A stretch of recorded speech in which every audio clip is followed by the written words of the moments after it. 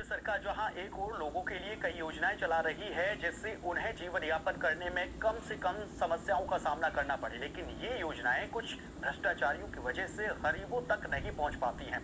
ऐसा ही एक मामला सामने आया है एटा जिले से, जहां प्रधानमंत्री और मुख्यमंत्री की तमाम योजनाओं ने गरीबों की चौखट तक पहुंचने से पहले ही दम तोड़ दिया।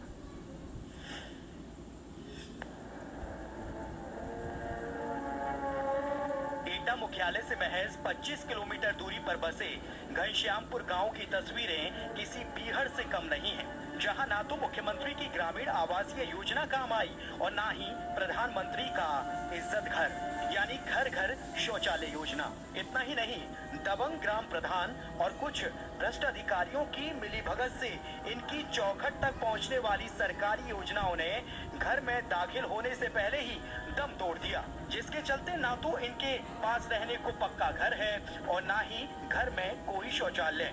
पीड़ित परिवारों की माने तो दबंग ग्राम प्रधान इनसे योजनाओं के नाम पर पैसे की मांग करता है और जो लोग उसे पैसा नहीं देते उनके नाम आरोपी प्रधान पात्रों की सूची में शामिल ही नहीं होने देता। हमको रहने को भी जगह नहीं है, हम आवास की बोलते हैं, आवास की वो प्रधान ये बोल देता है सबको देंगे, तुमको नहीं देंगे। 40-40 हजार रुपये मांगता है, 30-30 हजार रुपये पहले दो उसके बाद मिलेगा। किस बात के पैसे? वो पता नहीं, वो बोलता है कि ऊपर से आदेश है पैसे दो तो इसके बाद मिलेगा। सर रहने को घर नहीं, भूखा पैसा भी मरता हूँ साहब, और जो तो पेंशन आती थी वो भी रुकवा दी लोगों ने। एक बार पेंशन आई है, बाकी पेंशन नहीं आई मेरी, और बाबूजी मेरे सारी परेशानियां हैं। इतना ही नहीं, ग्राम पंचायत विकास अधिकारी पर भी ग्रामीणों ने कई गंभीर आरोप लगाए हैं। ग्रामीणों का आरोप है कि सचिव न सिर्फ मनमानी करता है बल्कि प्रधान की बात न मानने पर उन्हें किसी योजना का लाभ न देने की भी धमकी देता है। पात्रों को कभी भी आवास का आवंटन नहीं किया गया है। अपात्र लोगों को पैसे लेकर आवास का आवंटन किया जा रहा है।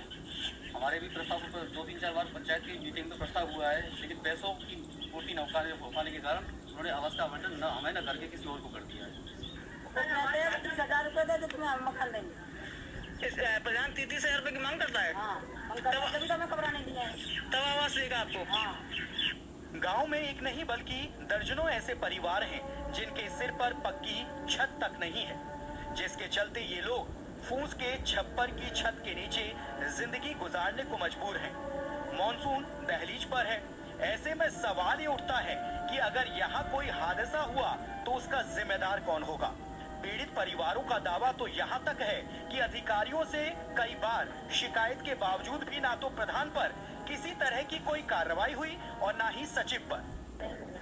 वो कहता है कि तुम्हारे आवास है तुम्हारा सही, हमने उससे कही पैसा 30,000 रुपया मांग, बोले भैया 30,000 हमसे होते तो हम बना नहीं लेते मकान। यानी प्रधान आपसे 30,000 रुपये की मांग करता है? हाँ मांग करता है। आपने इस बारे में किसी प्रशासन अधिकारी से मुलाकात की है? सर गए तो तुमने कहते हैं कि लड़की सुनाई नहीं देती है, लड़की बैठती है उस पर सुनाई देती है हमारी। तो लड़की जो SDM है आपकी सुनाई नहीं की उन्होंने? रंजा तक जितनी तरह पानी भर जाता है वो तक नहीं बना के देता है। हमारी टीम ने जब इस प्रकरण पर जिम्मेदार आला अधिकारियों से बातचीत की तो जिला विकास परियोजना अधिकारी ने बताया ये मामला उनके संज्ञान में नहीं आया है। अगर ऐसा कोई मामला पाया जाता है तो प्रधान के ऊपर उचित कार्रवाई की जाएगी। आपकी जो शिकायत आप बता रहे हो ये मेरे संज्ञान में नहीं है, आप ये बता रहे हो ना, तो इस तरह कोई मुझे पत्र मिला है, ठीक है। और अभी आवास प्लस पे जो पात्र लाभार्थी हैं उनकी फीडिंग का काम चल रहा है, अभी आवास का कोई टारगेट मिला नहीं।